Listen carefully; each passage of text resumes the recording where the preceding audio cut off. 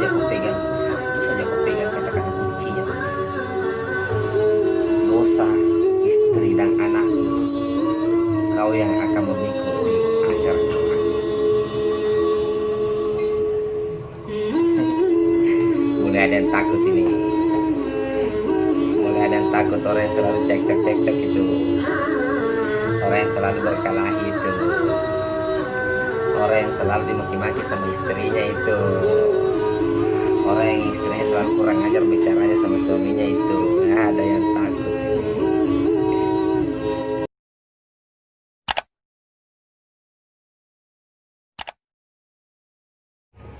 Assalamualaikum warahmatullahi wabarakatuh. Jumpa lagi teman-teman dengan channel yang penuh edukasi. Edukasi itu artinya berbagi. Betul. Oke teman-temanku,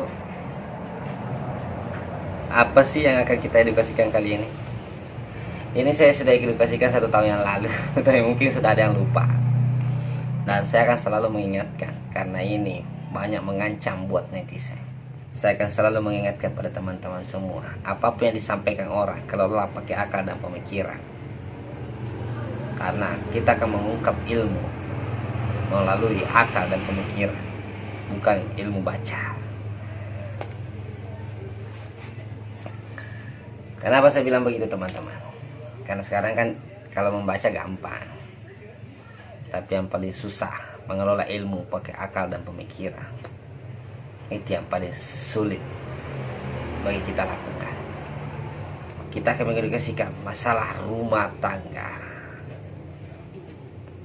Apa pentingnya rumah tangga? Inilah yang selalu diabaikan para netizen. Betapa pentingnya rumah tangga itu sebenarnya dibahas dan harus diulang-ulang, karena ini sangat mengancam bagi teman-teman semua, mau laki-laki mau perempuan, akan mengancam kehidupan Anda dunia maupun akhirat kelak. Segawat itu kah? Betul sekali, sangat segawat itu. Sambil kita santai, kita akan berbicara masalah rumah tangga. Apa sih versinya dulu, kita versi kejelekannya dulu.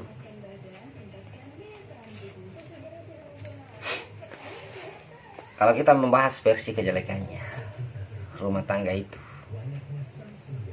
sangatlah miris melihatnya. Karena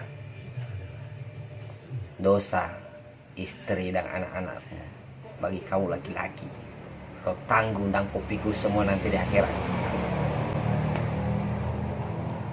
Itu ilmu Tuhan, tidak bisa dibantah. Karena Anda adalah seorang pemimpin dalam rumah tangga. Nah, itulah, ini banyak yang keliru dengan ini. Pasti banyak yang tidak memperhatikan hal-hal sekecil ini. Ini hal-hal sekecil begini bisa menjerumus kamu ke neraka. Kenapa bisa? Ya bisa lah. Karena tidak semudah itu kita bisa menjadi seorang pemimpin.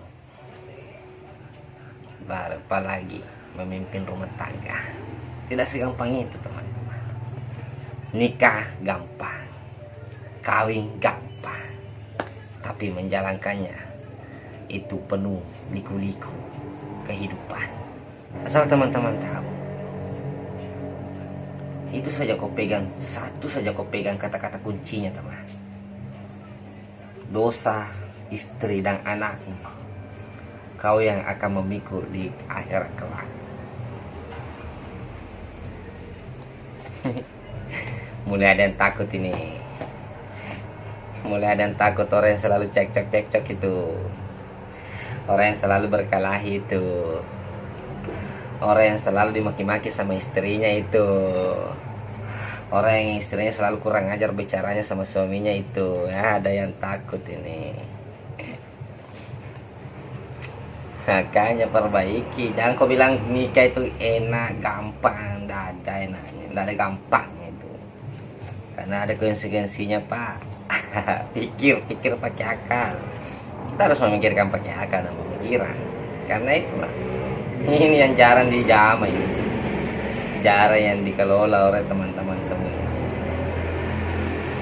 Pacaran enak, wih senangnya setengah mati. Andai kata-katanya dunia ini bisa jadi milik kita berdua. Terus kau taruh saya di mana?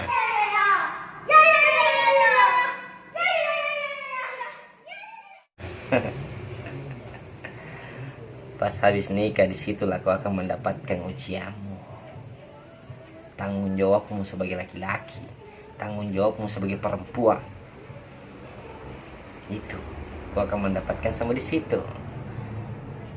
Ya makanya kalau Usman ini memecahkan rekor ini, ya sudah, bumi bisa bergetar karena ilmu penembus batas. Kenapa sampai dipikirkan lari ke situ? Bukannya kita bicara ke Mekah, ke Arab sana. Untuk apa bicara jauh-jauh ke sana? Di dalam rumah sendiri saya tidak kelar-kelar. Mau membicarakan terlalu jauh ke Arab Saudi sana. Padahal dalam rumah tangga saja tidak kelar-kelar. Innalillahi. Makanya mulai ada yang takut nih. Kalau ada yang menonton video ini pasti ada yang takut sudah nih. Baru rupanya wah tidak segampang itu jadi pemimpin rumah tangga. Jangankan pemimpin rumah tangga, apalagi itu pemimpin negara, itu sudah lah guys ya. Tak salah sedikit di blender kok teman. Iya. Konsekuensinya seperti itu, ilmunya seperti itu, undang-undangnya Tuhan seperti itu. Jadi kamu pungkir bagaimana? Dosa anak istrimu kau pikul semua nanti di akhirat kelak. Ini makanya kau harus jadi pemimpin yang baik. Pemimpin mengayomi keluarga, memberikan arahan kepada keluargamu. Jangan sampai dia kurang ajar sama kamu. Apalagi ada kata-kata sekarang ini yang mengatakan, weh biasa itu bumbu-bumbu rumah tangga, itu orang bakalahi itu. Innalillahi. Kalau masalah biasa sih saya termasuk orang yang protes pertama kali.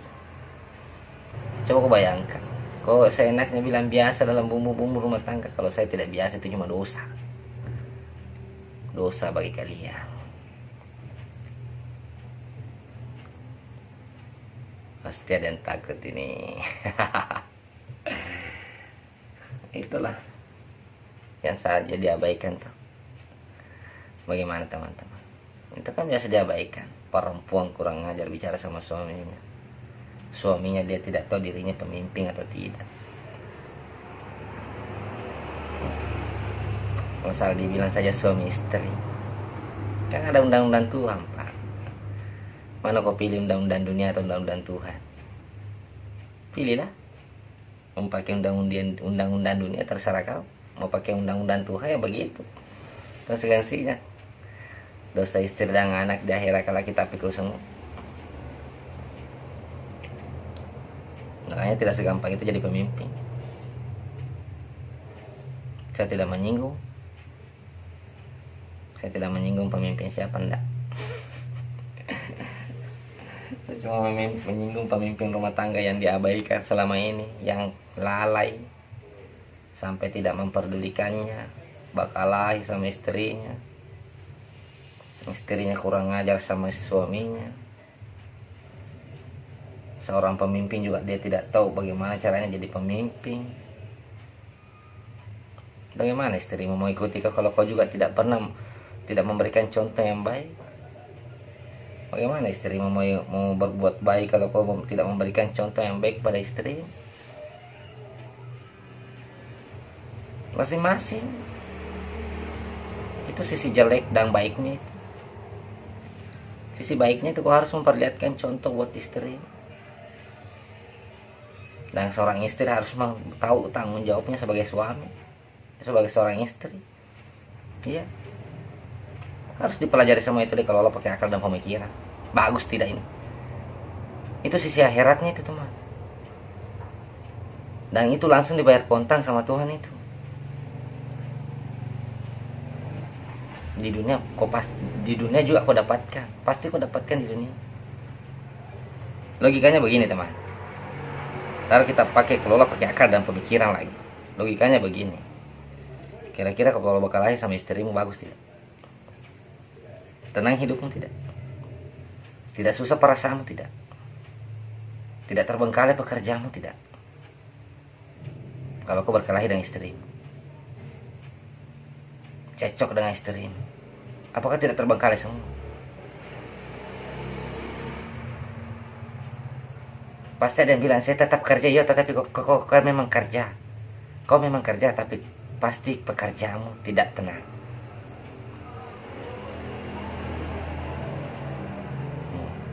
Coba kau pikir pakai akal logika. Dan pasti banyak yang sudah mengalami seperti itu. Karena ada kuadratnya. Ada undang-undangnya. Itu yang selalu dilalaikan sama teman-teman semua. Mendirikan rumah tangga katanya segampang itu.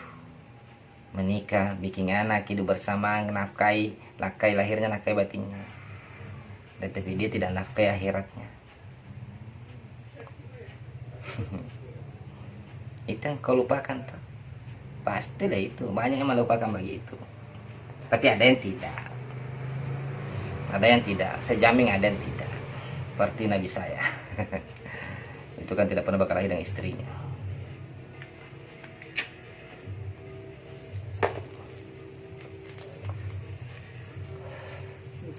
Jadi mulai takut ya. Bilang tidak segampang itu rupanya kita kalau menikah. Tidak segampang itu kita berkeluarga. Makanya orang tua dulu mengatakan, kelilingi dulu dapur 7 kali baru kau menikah. Kalau mengelilingi cuma dapur saja enak, gampang. Biar 100 kali 10 kali. Tapi itu kan cuma perumpamaan, peribahasa. Yang seharusnya kita kelola pemakai akal pemikiran. Mampu kita kira-kira. Bukan sekadar memberikan nafkah lahir, memberikan batin. Banyak konsekuensinya, banyak ilmunya, banyak undang-undangnya itu orang pernikahan itu. Ya. Makanya aku kira gampang itu menikah. Gampang memang diucapkan. Saya terima nikahnya ini dan ini dan ini, tunai sah. Tapi itu nanti akan membuatku dibelenggar di neraka. Dan kau pasti akan mendapatkannya. Belum mati kau sudah di neraka. Iya, kau belum mati kau sudah ada di neraka. Karena kayak rumah tanggamu kayak neraka. Bakal terus. Pintar saya bicara karena saya pernah alami. Itu teman-teman. Itu dulu waktu belum sadar. Akhirnya apa? Dibuang. Karena kita bikin dosa terus. Buat apa dipertahankan bikin dosa terus? Setengah mati kita hindari dosa di luar rumah. Dosa dalam rumah tidak bisa dihindari. Woi, berhenti sudah dia minum, berhenti sudah dia main judi, berhenti sudah dia berbuat dosa di luar rumahnya, tapi dosa dalam rumahnya dia tidak bisa hindari. Begitulah kalau orang berpikir, bakal begitulah kalau orang belajar tanpa memakai akal dan pemikiran. Pasti tidak sampai pemikirannya ke situ. Padahal ini dasar ini. Ilmu paling rendahnya, ilmu rendah dalam Islam.